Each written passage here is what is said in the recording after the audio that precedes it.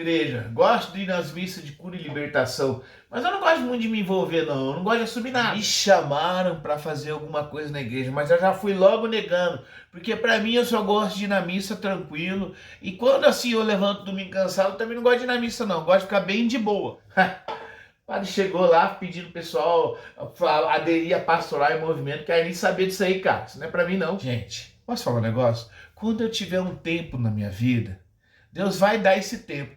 Aí eu vou fazer alguma coisa na igreja, tá? Mas agora eu tô sem tempo nenhum. Você já deve ter conhecido alguém assim, ou mesmo você já foi assim. E hoje a nossa reflexão vem bem de encontro a isso. Por isso a reflexão hoje é: a unção do Espírito Santo é a igreja. Eu sou o Ronaldo Costa e você está no canal Vida no Espírito Santo. Manda, Senhor, teu Espírito edifica minha vida no Espírito Santo. Canal Vida no Espírito Santo. Já começo aqui com Raniero Cantar a Missa, que nos diz: um mesmo Espírito está em Jesus e em nós. Nós formamos um só corpo, somos igreja, na medida em que participamos da unção de Cristo e temos o seu mesmo Espírito. Irmãos, é importante nós dizermos que somos discípulos de Jesus quando possuímos o Espírito do Senhor e temos as mesmas ações que o Espírito Santo outrora inspirou o Senhor e agora nos inspira. Por exemplo, o Espírito Santo conduziu Jesus até o deserto e lá permitiu que as tentações que Satanás exerceu diretamente contra Jesus fosse feita a Jesus, e Jesus, nessa superação das tentações, pôde crescer na participação desse Espírito Santo que queria guiá-lo e também quer nos guiar. Portanto, irmãos, você sendo tentado para ser provado na santificação é sim permissão de Deus. Se você quer compreender melhor isso, veja um vídeo que eu vou deixar aqui, a vantagem das tentações. O mesmo Espírito permitiu que Jesus sofresse, permitiu que Jesus fosse tentado, permitiu que Jesus fosse perseguido, e também será assim com os discípulos de Jesus. Portanto, Jesus não teve vida fácil e nós, como discípulos, não podemos esperar vida fácil. Procure se perguntar, irmão, quando é que você tem a mesma vida que Jesus teve? Quando é que você sofreu as perseguições que Jesus sofreu? Essa dinâmica de perceber o quanto somos semelhantes na prática da vida cristã, essa prática sendo igual a de Jesus, nós também vamos percebendo que somos possuídos pelo seu Espírito. Olha só o que São Paulo vem nos dizer lá em Romanos capítulo 8, versículo 9. Vós, porém, não viveis segundo a carne, mas segundo o Espírito, se realmente o Espírito de Deus habita em vós. Se alguém não possui o Espírito de Cristo, este não é dele. Olha só, meu irmão.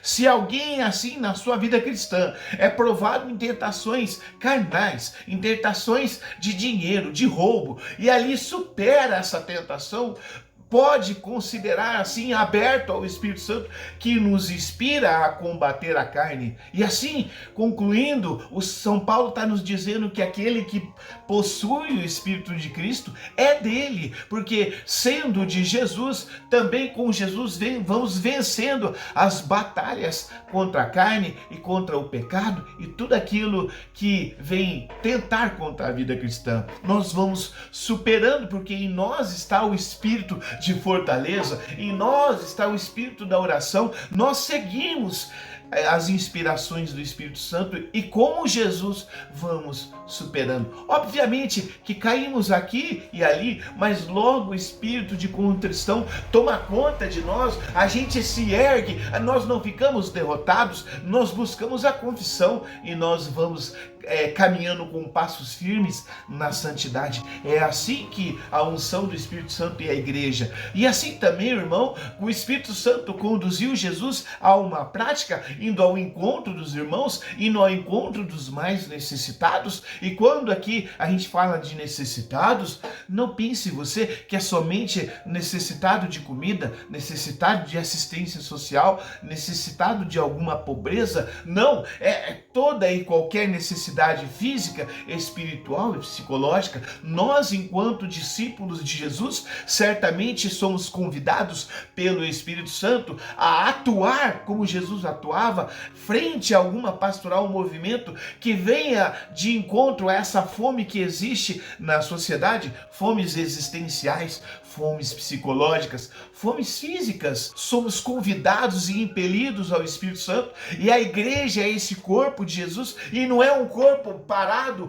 não é um corpo falido, não é um corpo inócuo, não, é um corpo dinâmico, é um corpo carismático, e o Espírito Santo coloca em você virtudes e dons para que você atue, meu irmão, e não para que você fique no comodismo sem fazer nada. Se o Espírito Santo possuiu Jesus, os discípulos, e esses viviam uma vida dinâmica, o mesmo acontece conosco. Portanto, reflita sobre a sua prática, se ela está se assemelhando a Jesus, que é dinâmico e indo ao encontro das pessoas, ou ela é acomodada, ficando apenas na sua casa, no conforto, ou de vez em quando comparecendo à missa, para não ficar com aquela consciência pesada. Irmão, isso não é discipulado. O discipulado é dinâmico. Somos levados a compreender que não há participação na vida divina, algo que o Espírito Santo realiza, se não permitirmos que o mesmo Espírito nos faça participantes da igreja, o seu corpo.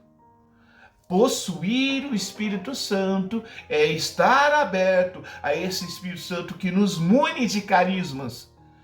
E o corpo de Cristo, que nunca para, também vai ao encontro das pessoas, como Jesus Cristo ia. Participar da natureza divina é experimentar essa ação sobrenatural que nos preenche, nos enche de sentido verdadeiro, nos cura, nos liberta, mas também nos faz comprometidos com a causa de Cristo, com a causa do reino de Deus, que está no meio do povo de Deus, indo ao encontro do povo naquilo que ele está precisando. Você precisa se colocar no lugar das pessoas que você, enquanto igreja, vai assistir, vai ajudar. Imagina aquela pessoa com fome, necessitado, e de repente aparece um cristão ali e oferece aquela ajuda.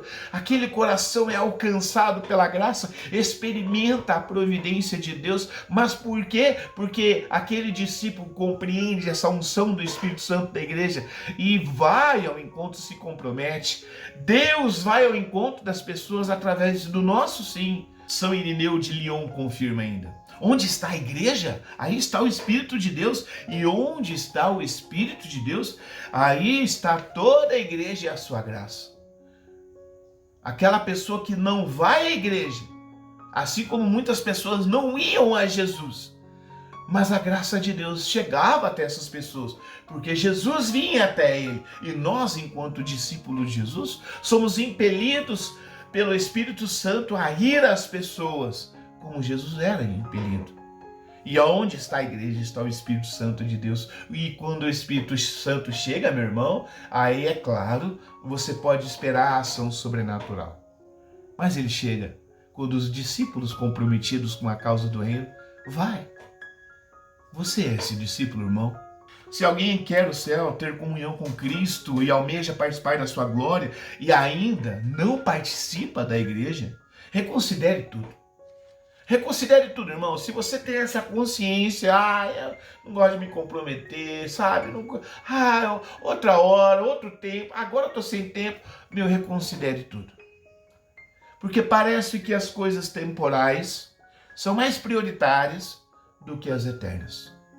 Jesus falou: aonde está o teu tesouro, está o seu coração. E Jesus falou: cuidai para que acumuleis bens no céu, porque lá a ferrugem não consome e o ladrão não rouba. Mas assim, na contramão, estamos nós aqui só correndo atrás do presente momento, sabendo que nada aqui perdura. Se você não quer ter comprometimento com Jesus, se você não quer se abrir ao Espírito Santo, por que você quer o céu? Está na hora de reconsiderar tudo isso à luz do Evangelho de Jesus. Vamos finalizar aqui com o Catecismo da Igreja Católica, parágrafo 797. É o Espírito que deve se atribuir o fato de todas as partes do corpo estarem unidas, tanto entre si como com a cabeça do corpo, que é Jesus Cristo. É o Espírito Santo que faz da igreja o templo do Deus vivo. Finalizamos aqui com uma oração, irmãos. Espírito Santo Consolador, aperfeiçoai em nós a obra começada por Jesus. Tornai forte e contínua a oração que fazemos em nome do mundo inteiro. Apressai para cada um de nós os tempos de uma profunda vida interior, a fim de fazermos o bem às pessoas. Tudo seja grande em nós, a busca e o culto da verdade, a prontidão ao sacrifício até a cruz e a morte. E tudo, enfim, corresponde à oração sacerdotal de Jesus ao Pai Celeste e àquela efusão de voz, Espírito de amor. E o Pai e o Filho irradiam sobre a igreja, sobre cada pessoa, sobre toda a humanidade. Amém. Em nome do Pai, do Filho e do Espírito Santo. Amém. Até a próxima, irmão.